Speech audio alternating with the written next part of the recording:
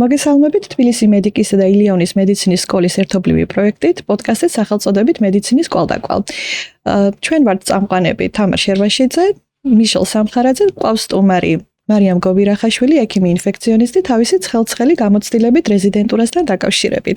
ჩვენი თემა არის რეზიდენტურა, ეს არის სამედიცინო განათლების ვიწრო მიმართულება, რომელიც დღევანდელ დღეს არის ყველაზე დიდი გამოწვევა, ერთ-ერთი ყველაზე დიდი გამოწვევა შეიძლება ითქვას და სავარაუდოდ ყველაზე ცხარე თემაც. ამიტომ მოდი პირდაპირ მარიამთან გადავალ.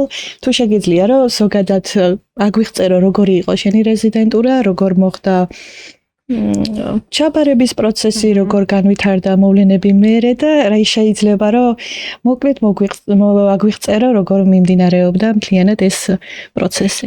მოგესალმებით პირველ რიგში, მადლობა მოწვევისთვის. ჩაბარების პროცესიდან დავიწყოთ ალბათ ხარ მივყვეთ ქრონოლოგიურად. ალბათ ეგ არის ნომერ პირველი გამოწვევა, რომელსაც ხდება უკვე შემდგომში მაძიებანიან, რაც ამთავრებთ ხო პირველ 6 წელიწადს. ის არის პირველი ალბათ ნომერ პირველი გამოწვევა, რომ ხდება კონკრეტული მინიმალური რაოდენობა რეზიდენტურის ჯამური რაოდენობისა იმ ფონზე, რომ ჯერ მხოლოდ ჩვენი უნივერსიტეტის სამედიცინო სახელმწიფო უნივერსიტეტის კურსდამთავრებულთა რაოდენობა არის არ ვიცი ამ რეალობაში რამდენი, მაგრამ მახსოვს ჩემ დროს იყო 500 ალბათ. მარიამ, ჩემს დროს იყო 600 ადამიანი. მე დავამთავრე 2017 წელს. შენ? კი ბატონო, მე დავამთავრე 2021-ში. მაგრამ მახსოვს რომ 300 კაცი ჩავარიცხეთ, ჯამურად მატება მოხდა იმის ფონზე, რომ ტრანსფერები თქვა და 500 კაცი შეიკრა რა. დაყლიო სხვა უნივერსიტეტები კიდევ. კი ბატონო, ეს მაგიტავ რომ აი ჩემ შემდგომ კიდევ უფრო წამოვიდოდა ჯამური რაოდენობა, უფრო და მეტად გაიზრდებოდა, რაც პრინციპში უკვე შედეგსაც ისახება, იმიტომ რომ კონკურენცია უფრო და უფრო და რეზიდენტურის ადგილი. ხო, ეგა ძალიან მძიმე თემა რა, ნომერ პირველი გამოწვევა პრინციპში ზუსტად ეგ გულისხმე. მახსოვს რომ ჩემ დროს, ანუ რაც ყველაზე ძალიან მახსოვს, ალბათ იყო ჯამში 50. ოღონდ გულისხმობ 50 ადგილი არა კონკრეტულ სპეციალობაზე თალცალკე, ანუ ჯამურად ყველა სპეციალობის სპეციალობაზე ჩემ სპეციალობაზე, ჩემი მიღების დროს იყო 2 ადგილი, 2 ვაკანტური ადგილი და ალბათ ძალიან გამიმართლა კიდევაც და დროზე თქვათ მივხედა იმ საკითხს, რომ დროზე გავედი თქვათ გამოცდაზე, იმიტომ რომ 185 ქულა, რომელიც თუნდაც 3-4 წლის წინ ითვლებოდა, კარგად უნდა შევთვალოთ, ანუ ვალიდურად იმისთვის, რომ ხშირ შემთხვევაში გარანტორი იყო შენთვის სასურველ სპეციალობაზე მოხვედრის, მე ხარას ვაძებნებ თვალს, რეალურად აღარ არის. ჩემი გამოცდილებით იმის დამატება შემიძლია, რომ ჩემს დროს შინაგანი მედიცინის რეზიდენტურაზე იყო 3 ადგილი გამოცხადებული მხოლოდ და კონკურენცია იყო, აი მე ჩავაბარე 200 ქულით, USML-დან გამომდინარე, უბრალოდ სხვა გამოცდა ჩავაბარე, რომლითაც ავტომატურად შეგვეძლო ჩვენს რეზიდენტურაშიც გაგრძელება სწავლების, მაგრამ აი კონკურენცია არის ქიჟური და არის სპეციალობა, სადაც მხოლოდ 1 ადგილი იყო გამოცხადებული. შეიძლება ეგეთი იყო პლასტიკური ქირურგია მაგალითად. ხო, ქირურგიები, კარდიოქირურგია. ან საერთოდ არ იყო ადგილი. მე უფრო ეს რა თვითონ გამოცდა მაინტერესებს. ფორმატი? ხო, ფორმატი, იმიტომ რომ რაღაცა მე თვითონაც მაგ გადახედე თავიზღვე. მორული არა, მე თვითონაც ვნახე და საკმაოდ ცუდი შტაბეჭდილება დამრჩა პირადად რო თქვა რა. ხო, ჩვენთვის ცოტა ისეთი ნაცნობი არის, შეიძლება ითქვას, თესის კურსდამთავრებულების გულისხმობ, აქედან გამომდინარე, რომ სტანდარტულად 200 კითხვიდან ოფიციალურად არის 150 ტესტი, რომელიც არის ოფიციალურად ეგრეთ წოდებული ღია, რომელიც მოდის ეგრეთ წოდებული ბაზიდან, რომელიც დაახლოებით როგორც მახსოვს იყო 2700-მდე ალბათ ეს შემთხვევაში 2000 იყო. უფრო მაღალი? კი. ხო, შეიძლება, ანუ გაფილტრო რაღაცაები მაინც არ ველოდი. მე მეკონა იგივე შემდა. ყოველ შემთხვევაში შემდგომ 2700 იყო, კი ბატონო. ანუ რეალურად მოიაზრებთ აი ყველა ძირითადად აი ინტერნან ბოდიში შინაგანი მედიცინის ყველა მიმართულება, პედიატრია, გინეკოლოგია, ქირურგია, ჯამში არჩევენ და ყველა ძირითადად დისციპლინებს კი ბატონო. და აი როგორც თქვი, 150 კითხვა მოდი და აი ამ ბაზისური ტესტები და 50 კითხვა რეალურად შეიძლება ითქვას გადამწყვეტი იმისთვის, რომ შენი ქულა რამდენად პოტენციალი ექნება მას კონკურენტუნარიანი იყოს იმ კონკურენციის რომელშიც თქვათ ეფმევი უკვე როგორც ეგრეთ წოდებული მაძიებელი. მოდი მესაც დავამატებ, არ ვიცი შენს დროს როგორ იყო და ალბათ შემისწორებ თუ სხვანაირად არის, ჩემს შემთხვევაში არსებობდა ეგრეთ წოდებული დახურული კითხვების ბაზა, საიდაც ეს ეგრეთ წოდებული შავი ბაზარი, სადაც ეს ეგრეთ წოდებული დახურული ტესტები ხელმისაწვდომი იყო, ხელმისაწვდომი იყო ზოგი ადამიანისთვის, ზოგისთვის არ იყო. Facebook-ში არსებობს ეგეთი ჯგუფი, არაფერი ამალული მანდ არ არის და საიდუმლოს არ გავცემ ეხა, ვისაც რეზიდენტურა ადარდებს, სადაც ატვირთული იყო ეგრეთ წოდებული ფაილები, სახელწოდებით დახურული ტესტები.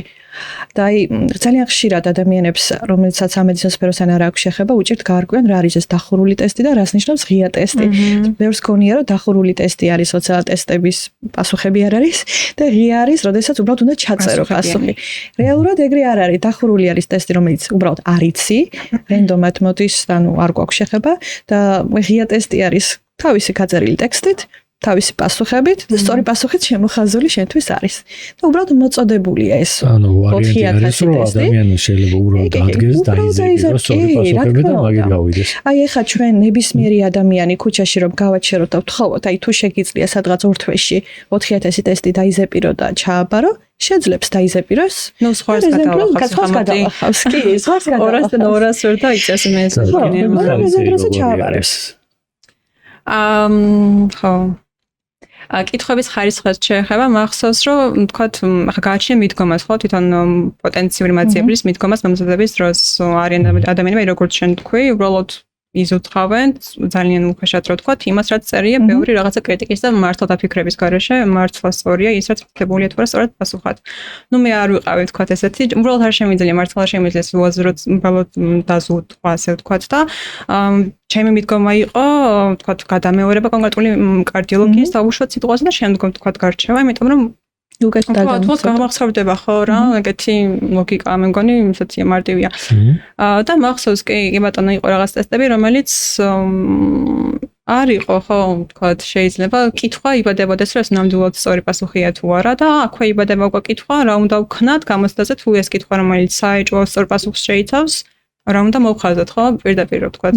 რადგან ნუ გამოცდილი ჩემზე უფროსი კოლეგებისგან ვიცოდი რომ არ აუშავს მოხაზე ის რაც წერია ტესტში. ანუ არასწორი თავიდანვე არასწორი პასუხი ესეთი გამოცდილი რომ მაგალითად ჩემი მეგობრებსაც ჰქონდათ ეგრე რომ ანუ გააპროტესტეს ეგ ისინი და ბოლოს ანუ ბოლო არგუმენტი იყო თქვენ რა იცით სტუდენტები ხართ ხო? მსგავსი ანუ რამოდენიმე წლის წინ ანუ იყო ინდივიდუალისტები ცოტა ანუ ვერ ვეგუებით ეგეთ რაღაცებს საერთოდ რომ ხედავ რომ შეცდომა არის ეს არ უნდა იყოს ნუ ადამიანს როცა შენი ცოდნა გაქვს გიჩნდება პროტესტი რა და მაგიტო ვიკითხე ზუსტად რომ არის მე მინახავს რამოდენიმე ეგეთი კითხვა რომელიც რეალურად არ არის სწორი პასუხი იყო რა ჩვენ თვითონ ცნობილია როგორც არაკორექტული ტესტის სახელით ანუ რაშურებით არაკორექტულს რა თქმა უნდა წერთ არასწორად ანუ გამზაზე მიდიხარ იმ გათვლით რომ აი ეს ტესტი რო შეგხვდება და რა თქმა უნდა შეგხვდება არის შანსი მაგის რომ შეგხვდეს შემოხაზავ არასწორ პასუხს რადგან საბოლოო ჯამში მაინც ტესტია რომელიც წვეთს შენს მომავალს მომავალში გულისხმობ პრეზიდენტურაში ჩაბარებას და შენს მომავალ პროფესიას ხაზი გაუსვათ ხო მაგასაც რომ საქართველოში უკვე ცოტა იცვლება ტენდენცია მაგრამ ექიმად ვერ იმუშავებ ლიცენზირებული ექიმი ვერ იქნები თუ ეს გამოცდა არ ჩააბარე და შემდგომ რეზიდენტურა არ გაიარე რეზიდენტურა შეიძლება გაიაროს სხვა ქვეყანაშიც მაგრამ საქართველოში როცა ბრუნდები ეს ტესტები მაინც უნდა ჩააბარო კი ეს ტესტები მაინც უნდა ჩააბარო გამონაკლისი არის გონი გარკვეული ქვეყანა აი ამერიკაში იყანეს გამონაკლისი ლიცენზიის ტესტებზე არის საუბარი მსგავსია თითქმის ერთი და იგივეა. მე განსხვავებული. თითქმის ერთი და იგივე სპეციალობის მიხედვით არის მცირე განსხვავება. უშუალოდ იმ კითხვებს ორიენტირებულიც უკვე შენი სპეციალობა. მაგრამ ფორმატი იგივეა. ფორმატი იგივეა რა. ამიტომ მაინც გიწევს ესეთი დაზეპირებული ტესტების ჩაბარება. ჩემი სპეციალობის ლიცენზია დაახლოებით იგივე იყო რა. იყო მსმენია თქვა სპეციალობასაც მართლა რაოდენობაც კი 500-ია. კი 500 ტესტი არის. ზოგიერთ სპეციალობის და აი ამით ესეც კარგი, კიდე რა შეგიძლია გითხრათ საინტერესო რეზიდენტურის გამოცდასთან დაკავშირებით? თვითონ გამოცდის ფორმატი რამდენად სამართლიანი იყო, რამდენად შენს დროს როგორი იყო? ნუ აი რაც თქვა მოკლედ დავწერე, დავამატებდი იმას, რომ აი ჩემ დროს ძირითადად ალბათ ეს კონკურენციის ამბავი წყდებოდა იმ ეგრეთ წოდებული დახურული ტესტებით. მაგრამ აი ხა იგივე სტატისტიკას რაც დავაკვირდი მაგალითად მე ჩემ დროს აი მაგით აღნიშნე რომ ჩემ დროს გულისხმობს სულ რაღაც 3-4 წლის წინანდელ პერიოდს ოღონდ ძალიან ძველს არ გულისხმობ რა აი 180-დან 190 გებში ესე ვთქვათ ქულა ითვლებოდა მაინც ესეთ კონკურენტუნარიან ქულად ეხლა რო იგივე ნებისმიერ შეუძლია თქვა აქ ვცდომა, რომ ჩაიხადოს კონკურსის თქვა საიტზე, რომელიც ღია არის ყოველთვის და შეხედო ისეთ სპეციალობებზეც კი რომელიც თქვა მანამდე 3-4 წლის წინ მდგომარეობის დროს გულისხმობ. მოითხოვდა 160 პლუსი, შეიძლება 150 პლუს კულაც კი იმისთვის რომ საკმარის ყოფილიყო მოხვედრილიყავი. ეხლა არის საოცრება ხდება რა 190 პლუსი არის იქაც კი აუცილებელი ესე თქვა იმისთვის რომ მოხდა. უბრალოდ კითხვა იბადება რა არის რა მოხდა ამ 60 წელიწადში ხო? რავი ალბათ ერთ-ერთი მიზეზთაგანი არის ისევ და ისევ ის რომ ტესტები არის ისევ ის რაც იყო ძალიან დიდი ხალხის წინ კი ბატონო. და ამასთან ანუ არ ვიცი მართლა არ ვიცი ხა ზუსტად რა ხდება დახრული ტესტების განახლების პროცესში, მაგრამ თუ ვივარაუდებთ რომ იგივე სიტუაცია დაახლოებით რაც ღია ტესტებთან მიმართებაში, ვარაუდია რომ ნელ-ნელა ლოგიკურია რომ უფრო და უფრო მეტად შეუნავს ის დახრული ტესტების და ლოგიკურია რომ ჯამური რაოდენობა 190 პლუსი ქულებისა იზრდება რაც კონკურენციას ზრდის. და არც სამართლიანს ხდის, რადგან ყველას არ აქვს ესე ვთქვათ. კი ბატონო, მე მართლა მე რო ჩავაბარე, მე მომხდა ასე ვთქვათ, თუნდაც რო თქვა ხელში ეს ტესტები და მითხრეს რომ კი მოვიდა აქედან რაღაცები. ეხლა ასევე შემიძლია აღნიშნო რომ მე პირადად ჩემი თვალით მაქვს დანახი ფოტოები გადაღებული გამოცდის მსვლელობისას ტესტებზე და ხშირად ვთქვამთ ჩემთვის რომ აი ეგეთ რაღაც არ ხდებოდა, გადაწერა არ ხდება, გამოჩნდა ძალიან სამართლიანია, მკაცრად მიმდინარეობს, რავი, ჩემი თვალით მაქვს დანახი ის ტესტები, რომელიც გადაღებული იყო კომპიუტერზე, საგამოცდო კომპიუტერისთვის და ჩემი ესეთი არის რომ როდესაც სამედიცინო იმას ეხება საქმე ხო აი მართვის მოწმობის გამოცდის ტესტებივით არ უნდა იყოს რა ნამდვილად რა. რეალურად დღეს ეგრეა. და განახლებული უნდა იყოს და უნდა იყოს იქ ანუ ჯანსაღი კონკურენცია და არა ვიღაცამ რაღაცა დაიძებირა და ძალიან ცუდია ჩემი გადმოსახედიდან ეს ყველაფერი. მაგრამ ეგ არის ჩვენი პირველი საფეხური გამოცდა. ეგ პირველი საფეხური მორჩით. აი მე რა ხდება? ჩააბარე მოხდი? კი ბატონო. ჩავაბარეთ მოხდით და უკვე შემდგომში სპეციალობის და მიხედვით გააჩნია რა საერთო ყოველწლიურად გიგდება კონკრეტული განრიგი და ნუსხა ასე ვთქვათ მოდულებისა, რომელიც უნდა გაიარო. სხვადასხვა კლინიკაში სავარაუდოდ. სხვადასხვა კლინიკაში გააჩნია მოდულის დასახელება, ასე თქმა უნდა.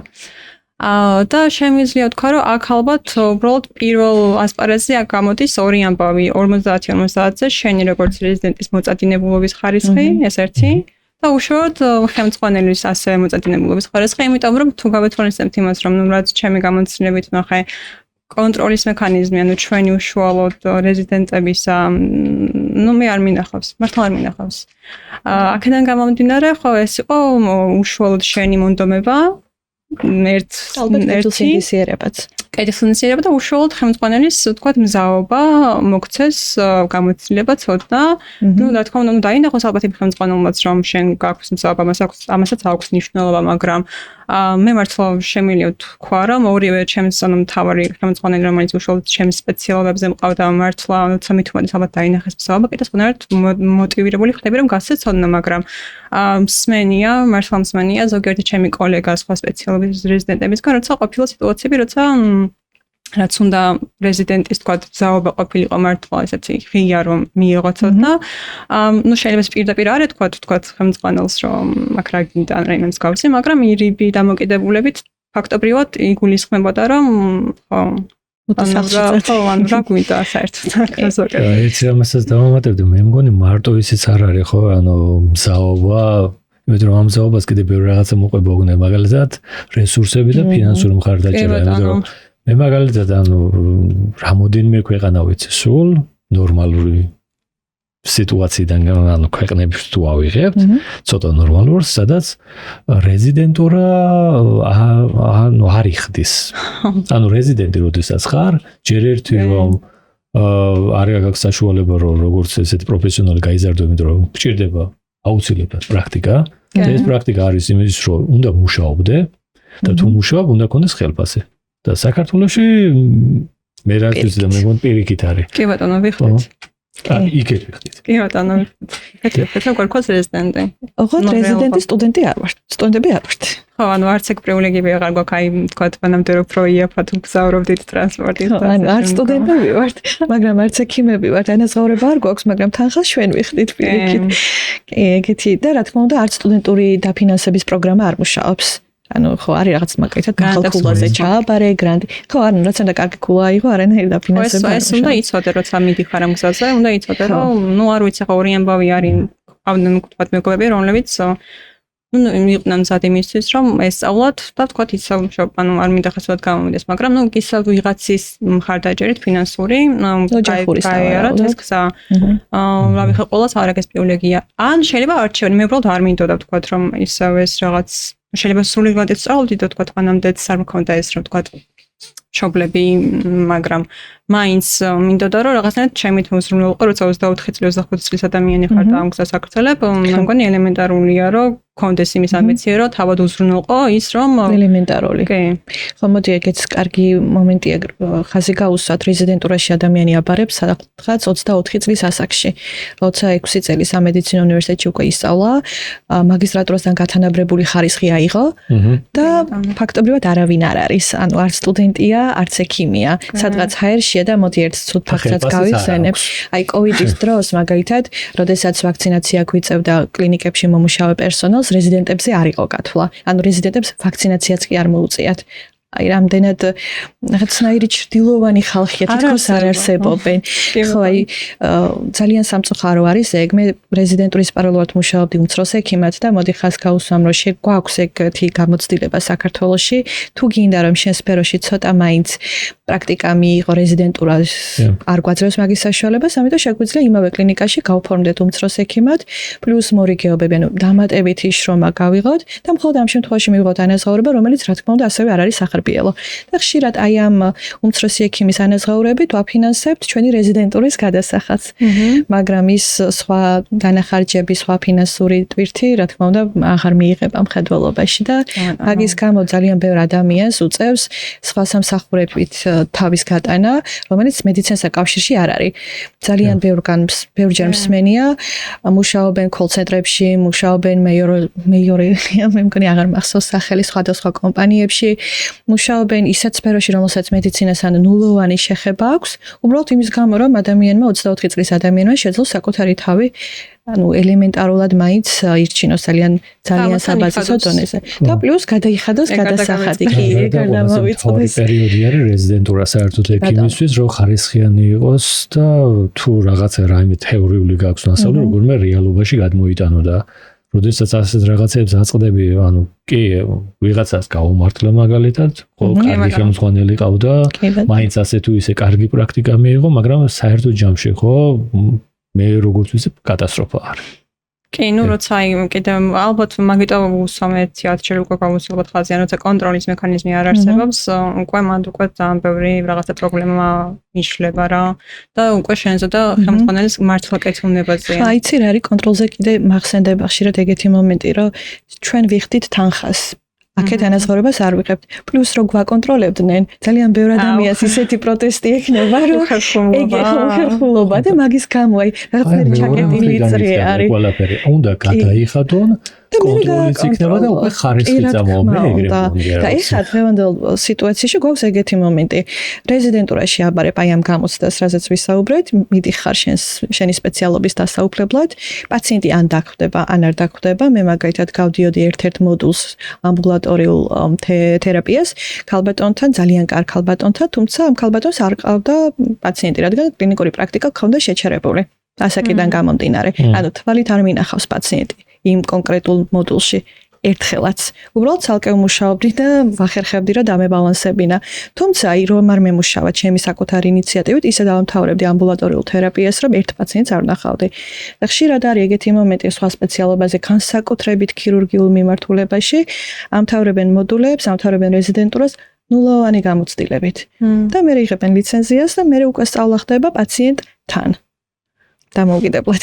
ნუ კი ხვდებით. დამოუკიდებლად, ანუ რეალურად უკვე სუპერვაიზორის გარეშე. ხო, როცა რეზიდენტურა მოიცავს პრაქტიკას, სუპერვაიზინგით, როცა ვიღაც გიყურებს, ვიღაც გაკონტროლებს შენს ნაბიჯს, კი ბატონო გაძლევს დამოუკიდებლობას და უნდა მოგცეს დამოუკიდებლობა, რომ შენით მოახერხო რაღაც უნარების დაუფლება, თუმცა უნდა გაკონტროლებდეს. მონიტორინგის ფარგლებში. მე რასაკვირველია ხოლმე იცი იქნება თქვენ.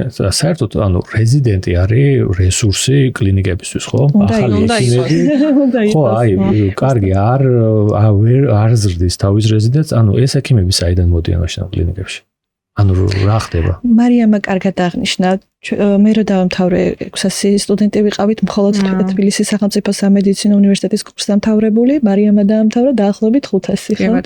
ანუ აი საიდან მოდიან ძალიან ბევრი კურსდამთავრებულია, ძალიან ბევრი. ეს მხოლოდ ერთი უნივერსიტეტიდან. ის კურსდამთავრებული ხო უნდა გაზარდო, ექიმი ხო უნდა გავდეს ესე. ხარისხიანი ექიმი რომ ყავდეს კი.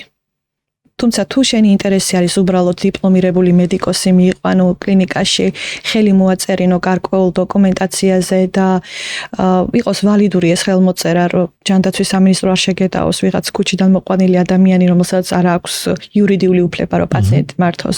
ეგეთი არ არის და ნუ იურიდიულად აქვს უფლება, რომ პაციენტი მართოს, მორჩა. თუ შენი სურვილი არის მხოლოდ ეს, თუ ხარისხზე ხარ ორიენტირებული, რა თქმა უნდა, ალბათ არ იქნება იმის იმედად, რომ თვითონ კურსდამთავრებული გადაგიხდის შენთან ხას იმისთვის, რომ შენ ასწავლო რაღაცა, თან პლუს შენთან ამუშაო. ანუ გამოდის, რომ ჯერ 6 წელი სწავლობ. მე რაღაც უაზრო გამოსასაბარე. მე წვალობი იხდი ამ ყველაფერში. ბოლოს ანუ თუ ხარ, ანუ შენ თვითონ მოტივირებული კეთილსინთეზიერი და მაინც და მაინც გინდა რომ თავი შეწირო მედიცინას. მიდი კლინიკამდე და მე რა ხდება? აი კლინიკამდე კაი მიაღწია ცოცხალმა. რა სკოლას დავამთავრეთ შემდგომ თუ რეზიდენტურა რო დაამთავრე მე რა ხდება? ანუ მიხოდი კლინიკაში. ხელფასი? მანდ-მაინც იწყება? არა, მანდ-მაინც იწყება, ეს რა გააჩნია ალბათ სპეციალობას ალბათ მანდ რა, რაც ჩემი დაკვირვებით ვნახე, ანუ ეგრეთ წოდებული შედარებით დეფიციტური სპეციალობების წარმომადგენელი თუ ხარ ალბათობა იმის რომ დასაკვირვე არის მაღალი, ну, შედარებით მაღალი. იმიტომ რომ თქვათ, ну, მაინც საქართველოს რეალობაში ძალიან დიდი მნიშვნელობა აქვს, როცა ახალი ხარ, ეგრეთ წოდებული ხოლმწაკვრას ხო? და ასეთ თქვათ მოცემულობაში ალბათ უფრო პრივილეგირებული ხარ იმ შემთხვევაში, თუ ხარ შედარებით დეფიციტური სპეციალობის წარმომადგენელი, შენი ანუ შანსი ამ ეგრეთ წოდებული ხელწაკვრის გარშე თავად დაიწყო პრაქტიკა უფრო მაღალია. აი მე მახსოვს მაგალითად იგივე ჩემი ხელმძღვანელის გამოცდილებით არა და ანუ მისი მოყოლილი მახსოვს დაახლოებით 10-15 წლის წინანდელი პერიოდი, როცა მისი რეზიდენტურის პერიოდი იყო, მახსოვს მითხრა რომ მართლა ძალიან დეფიციტური იყო ჩვენი სპეციალობა. ინფექციური. ძალიან ხო, ანუ აი დაავადებები. ძალიან ხო, არ ვიცი ზუსტად რატო, მაგრამ ხო, ну, ამის საპირწონედ თქვათ ხდებოდა ძალიან ბევრი შემოთავაზების მიღება, თუმცა ეგეც რაღაცა მეორე ის არის რაღაცა პოლუსია, რომ ერთი რამდენიმე ინფექციონისტი ძალიან ბევრ კლინიკაში ეგეც ხო პრობლემაა. ეხლა მე მგონი ნაკლებად მაინც ნაკლებ კონკურენტ, ანუ უფრო მეტად გაიზარდა იმას გულისხმობ კონკურენცია უშუალოდ ჩვენ სპეციალობაში, მაგრამ ხო ალბათ თავარი ამოსავალი წერტილი არის ეგ რა, რამდენად მოთხოვნადი ეს თუ სპეციალობა დღევანდელ სამედიცინო ბაზარზე. აი ანაზღაურება იკითხე, ჩემი გამოცდილებით, უმცროს ექიმად როცა ვმუშაობდი, ვიყავი მორიგე ექიმი, სუპერვაიზინგით რა თქმა უნდა, მაგრამ მორიგეობაზე ვრჩებოდი მარტო. ანაზღაურება მქონდა 16 საათიან მორიგეობაში 100 ლარი, 24 საათიან მორიგეობაში 120 ლარი მე მგონი. ანუ თავად შეაფასე ხა როგორი ანაზღაურება. აი რეზიდენტურა რო დაამთავრე. კი, შემდეგაც. არა, მორიგე ექიმი, რა თქმა უნდა, მორიგე ექიმად როცა ვრჩები, კი ბატონო. 100 ლარი არის მორიგეობის ანაზღაურება, მე ვამბობ ოღონდ თერაპიას. მე მუშაობდი შინაგანი მედიცინის განყოფილებაში, ხა ამ წელს აღარ მუშაობ. გასწავლი მიზეზებით გამო და სხვადასხვა მიმართულებაში რა თქმა უნდა განსხვავდება, თუმცა აი გუში ვნახე ერთ-ერთი განცხადება, სადაც ანესთეზიოლოგი რეანიმატოლოგის ხელფასს კითხულობდნენ საათში დაახლოებით 11 ლარი იყო, რაც მორიგეობაზე მაქსიმუმ გაძლევდეს ალბათ, რავი, 300 ლარს.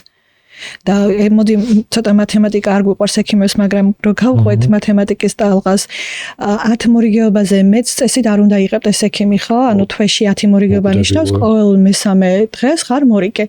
ანუ 300 ლარს რომ იყებ მორიგეობაზე და 10 მორიგეობა გაქვს, 3000 ლარი გამოგდის ანესთეზიოლოგ რეანიმატოლოგს, რომელიც არის ერთ-ერთი ყველაზე მძიმე სპეციალობა ჩემი პატივისცემა, რა თქმა უნდა, ყველა მათგანს ზოგადად ყველა სფეროს წარმომადგენელს ძალიან დიდ პატივს ვცემ, მაგრამ ნუ ანესთეზიოლოგ რეანიმატოლოგიის დატვირთვა ცოტა კიდე განსხვავებულია, ვიდრე მაგალითად ჩემი დატვირთვა. კი ბატონო, მე ვერ ვიტყვი რომ ეხა ეგეთი გიჟური დატვირთვა მქონდა თერაპიაში, მუშაობდი კარდიოლოგიაში, სადაც კიდევ უფრო რთული დატვირთვა მქონდა და ანაზღაურება კიდევ უფრო ნაკლები. უბრალოდ უფრო ძველ დროს ყვები, ალბათ 8 წლის წინ მუშაობდი კარდიოლოგიაში, სადაც ძალიან დიდი დატვირთვა მქონდა, ანაზღაურება 50 ლარი მორიგეობაზე. მერე უბრალოდ ეს ვაკანსია გაუქმდა უმცროსი ექიმის და ეხლა მთელი დატვირთვა მიდის მორიგე ექიმზე, ანუ ორ მაგშრომას ეწევიან, თუმცა ანაზღაურება დაუმატეს და ალბათ მაგითი ბალანსდება ზუსტად ვერ გეტყვი. საერთოდ ისეთი ის რა ხო კლინიკებში კი შეიძლება იყოს რამოდენიმე ძალიან მაგარი ექიმი, მაგრამ ძირითადად დათვის თუ ლომის წილი თუ რაც გინდა გადადის მაინც უმცროს ექიმი. მორიგე ექიმზე მორიგე ექიმზე, იმიტომ რომ ყოველთვის ისინი არიან და ანუ ხარისხს ძირითადად განაპირობებს ზუსტად ეს ხალხი. აი რატომ არ იცვლება ამ წლების განმავლობაში მაგალითად მე თვითონ ვერ ხვდები დამოკიდებულება ჯერ ერთი და მე კიდე პლუს ამას ხელფასი რატომ მიიწევს აი კურსნაბიჯებით წინ როდესაც ამდენი მოთხოვნა არის მედიცინაზე. აი ხშირად მეცინება ხოლმე მე თვითონ ვფიქრობ მინდომებოდა თუ არა იმ ექიმთან მისვლა ხამის მორიგეობაზე რომელსაც იმ ღამეს ანაზღაურება საათში აქვს 5 ლარი. არ მინდომებოდა, შემეშინდებოდა, აი მე პირადად შემეშინდებოდა, რომ დავფიქრდებოდი ბევრ რაღაცას, უნდა გამიმართლოს რომ იყოს პროფესიონალი თავიდანვე, უნდა გამიმართლოს რომ იყოს თავიდანვე კეთილსინდისიერი, თავიდანვე მომდომებული, არ იყოს 5 კლინიკაში ერთდროულად, აი მაგალითად თავისი რეზიდენტურის დროს მუშაობდეს და არ მუშაობდეს იმავე სფეროში მუშაობდეს და არ მუშაობდეს კოლ-ცენტრში, უნდა გამიმართლოს იმეში რომ არ იყოს გადათიშული და გამიმართლოს იმეში რომ იყოს ენთუზიასტი, ჰუმანისტი, უყვარდეს ადამიანები, აი რამდენ რაღაცაში უნდა გამიმართლოს. მე მგონი ყველაზე სწორი ამ რეალობაში. ანუ ექიმმა დარჩენა საქართველოში ნიშნავს იყო ენთუზიაზმი. რაღაცა სხვა გავრცელებით უფრო დიდ პრობლემას და რასაც ტვინების გადინება ქვია, ზუსტად მაკეტონ ძალიან ბევრი კურსდამთავრებული, რომელიც საკმაოდ კარგები არიან და აი რასაც ქვია, საკმაოდ ძალიან კარგები არიან. იშვიათი გამონაკლისების გარდა, იმიტომ რომ ის იშვიათი გამონაკლისების ახლა ყოველას თავისი პიროვნული ის აქვს, რომ რაღაც ცხოვრებისეული მომენტები რაღაცები ხდება, უმეტესობა ვისაც აი ეს მსგავსი პორკილი არ აქვს და აი რაღაცა ოჯახის ან რაღაცის გამო აქ დარჩენი ან იცულებული არ არის რომ დარჩეს, მიდიან. კი. მარტივად აბარებენ სალიცენზიო გამოცდებს, რომელიც არ არის მართვის მოწმობის ტესტები, რომელიც რეალურად გაძლევს შენ თავის რო თვითმაყოფილი ხარ, რომ ის ჩააბარე და მოდი ახლა ყველაზე მარტივი თემა არის თქვა იგივე შტატების სალიცენზიოს, რომელიც ყველაზე ხშირად აბარებენ ხოლმე საქართველოსთან ამ ბოლო დროს, როდესაც გაქვს თვეში რაღაცა რომ მინიმუმი რო ავიღოთ 3000. როგორც მინიმუმი, ხო? უკვე მგონი 3000-იც აღარ აქვს გაიზარდა. უფრო მეტი მე ავიღე რომ ძალიან ეს უხეში მინიმუმი, ხო, აი ჩემი პერიოდის, როდესაც მე დავამთავრე, ხო, ეხლა გაცილებით უფრო მეტი არის. თან შენ საუბრობ, რა თქმა უნდა, რეზიდენტის ანაზღაურებაზე და არ საუბრობ ექიმის ანაზღაურებაზე, უკვე ლიცენზირებული ექიმის ანაზღაურება ახლოსაც ვერ მოვა, ხო? და კიდე პლუს ამას ყალიბდები პროფესიონალად და მე შეიძლება სადაც გინდა იქ წახვიდე, თუ შეიძლება თქვა გერმანული ისწავლო ამ პერიოდში შეიძლება გერმანიაში წახვიდე და თუნდაც აი თურქეთის ვარიანტიც რო არის, ხო? აი თურქული ენა ძალიან მარტივი არის და არც იქ არ აქვს დაბალი ხელფასი. და საბოლოო ჯამში გამოდის რომ ვინც იზრდება წესიერი, კადრი, აი ყველაზე არა გვაქვს საუბარი, აქაც რჩებიან კადრები, აქაც არის, მაგრამ აი პროპორციასაც გააჩნია, ხო? უმეტესობა მიდის. ან მიდის ან გეკმავს. ან მიდის ან იცვლის საერთოდ სპეციალობას.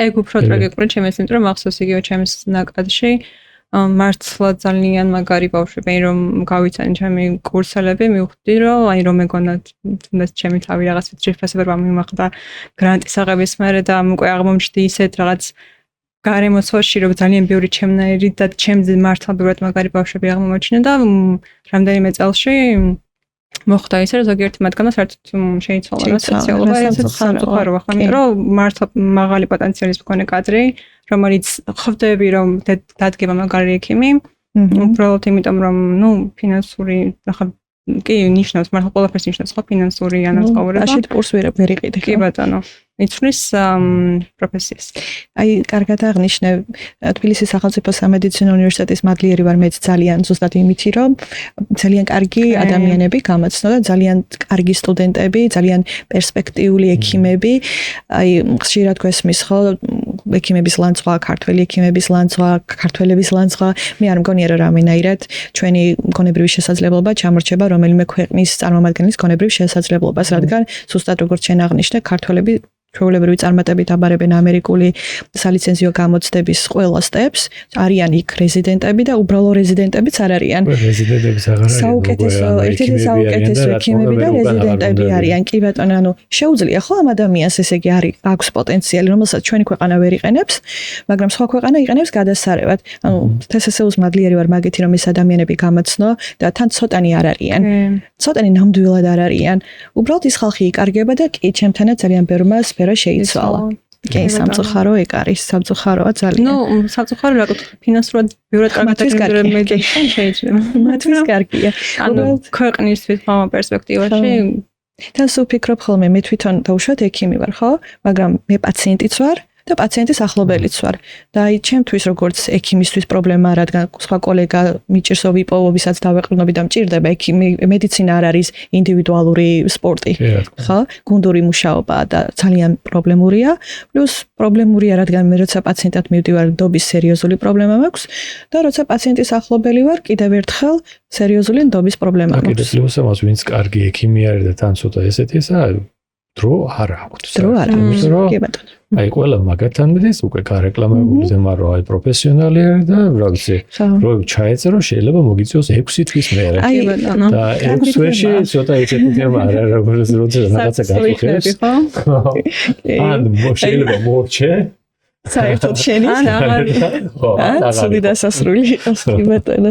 აი კარგი თემა წამოიწყე მიშელ საათაშორის მაგაზეც უნდა აღინიშნოს ხშირად ადამიანებს როცა ვესაუბრებით ამ გამოწვევებზე არა მედიცინის სფეროდან ადამიანებს აქვთ ხოლმე პროტესტი რომ როგორ არა აი 6 თვიანი რიგი აქვს ამ ექიმს 50 პაციენტი ყავს დღეში და გადაგითვლიან ხოლმე რომ აი თითო პაციენტიდან ამდენი ლარი რჩება აი ამდენი გამოვიდა დღეში ანაზღაურება რაღაცა წუწუნ ექიმები მშვენიერია ცხოვრება. ეგეთი ექიმები არიან. კარგი ანაზღაურების მქონე ექიმებიც არიან, მაგრამ ალბათ ჯამში საქართველოში არიან 50.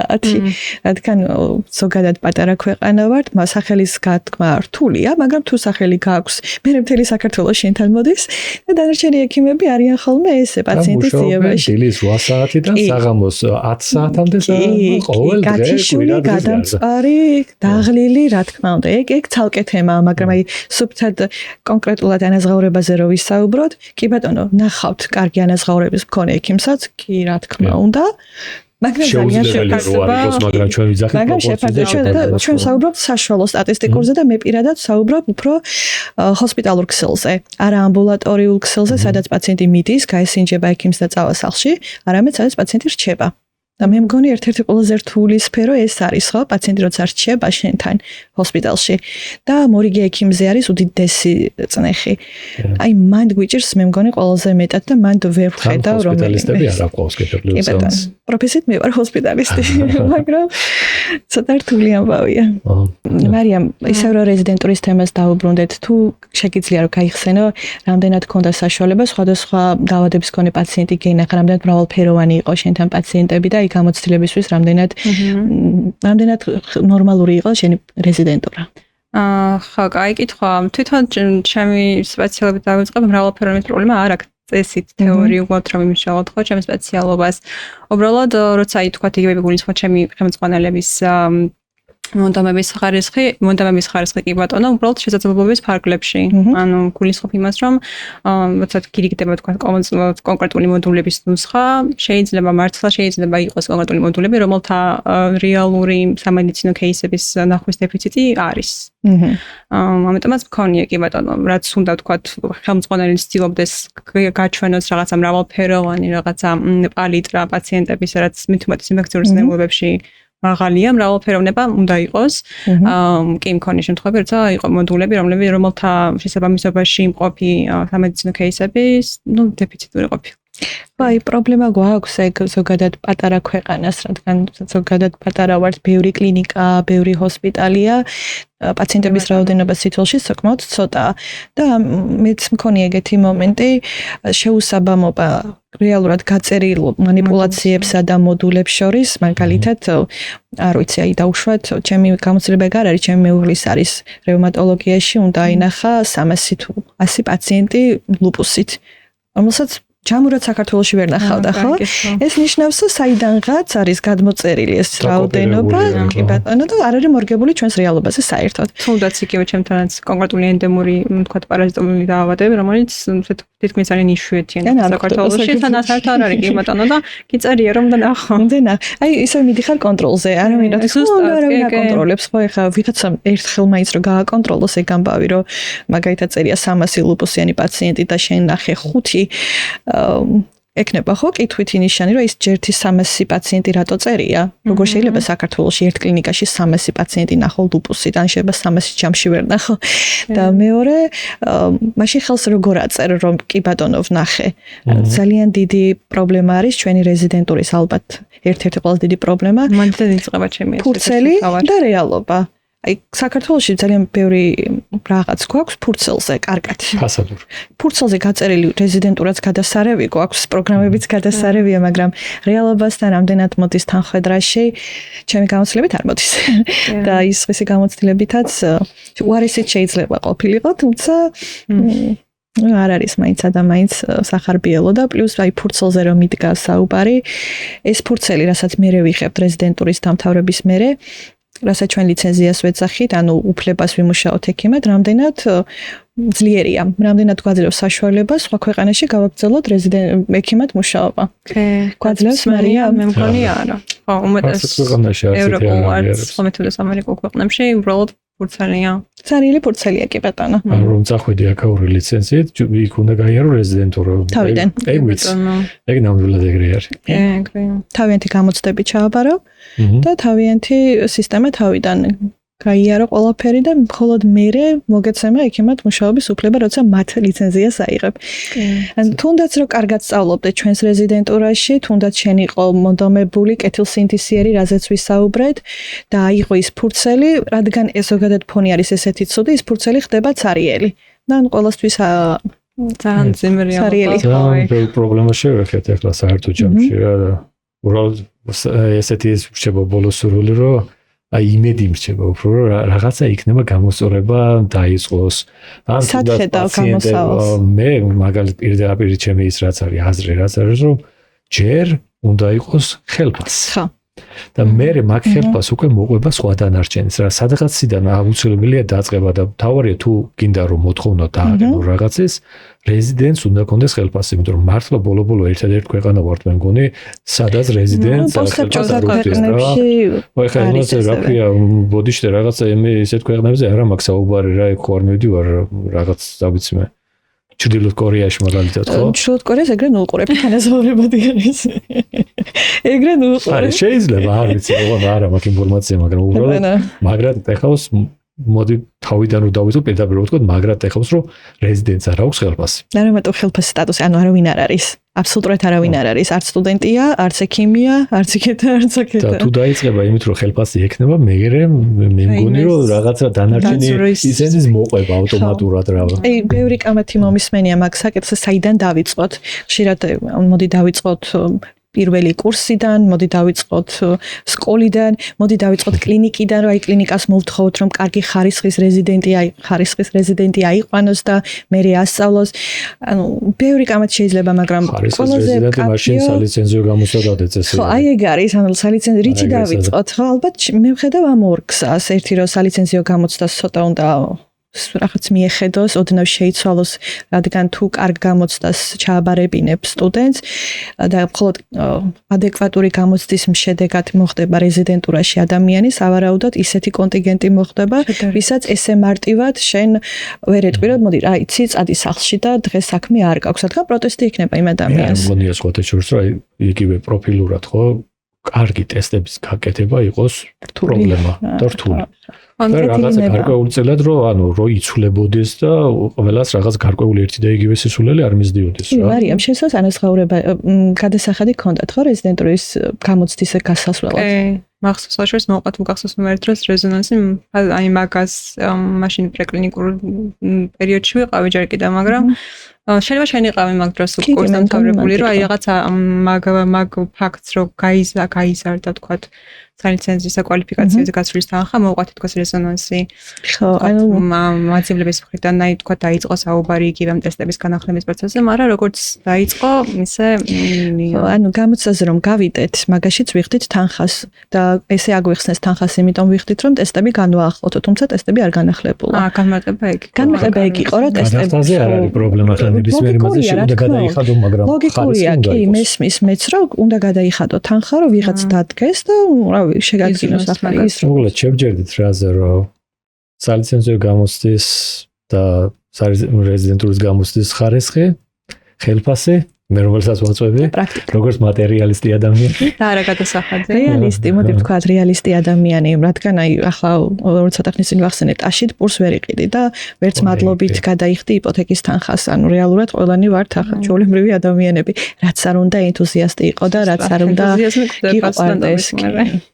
ადამიანები გიყვარს და რა თქმა უნდა უანგაროდ ეხმარებით რამდენს, ხო? ეხლა თითოეული თქვენგანი იტყვით, რომ თქვენი პირადი გამოცდილებით რამდენ ადამიანს დახმარები ხართ, რამდენი ადამიანისთვის სამედიცინო რჩევა მიგიციათ, ფიზიკურად დახმარები ხართ, რავი, წამალი გიყიდიათ ბოლო აფთიაქშიც ყოფილა ეგეთი, მეც ვიცნობ, ჩემს რამდენი მეგობარი ყოფილა, თვითონ უყიდია თავის პაციენტისთვის წამალი, რომ ოღონდ კარგად ყოფილიყო, მაგრამ მაგას ყველაფერს აქვს თავისი ლიმიტი, ხო? ჯერთ უბრალოდ მე ენთუზიაზმი იცლება და რჩები, აი უიმედოდ, ყოველგვარი რაღაცა გარკვეული იმის რა ქვია გეგმის და მონახაზის გარეშე და ძალიან რთული არის და მით უმეტეს როცა ესეც პროფესიაზე ვსაუბრობთ, რომელიც არის დაფუძნებული ემპათიაზე. კი. და ანუ პრაქტიკაც არ დაგვაუწყეს, აი ეს ფურცელზე არ უნდა იყოს ყველაფერი გაწერილი. ჩვენს რეზიდენტურაში როცა ყველაფერი არის მხოლოდ ბიუროკრატია, ფურცელი, სადაც 300 პაციენტი უნდა ნახო ერთი კონკრეტული დიაგნოზით, რომელიც არის უიშვიათესი დაავადება და ცოტა უარგო რეალობა. შტატებში ან რაღაცა ძალიან ქვეყანაში, მათ შემთხვევაში გებათ. კარგი, მე მგონი, რა, კარგი საუბარი გამოგვივიდა, მადლობა.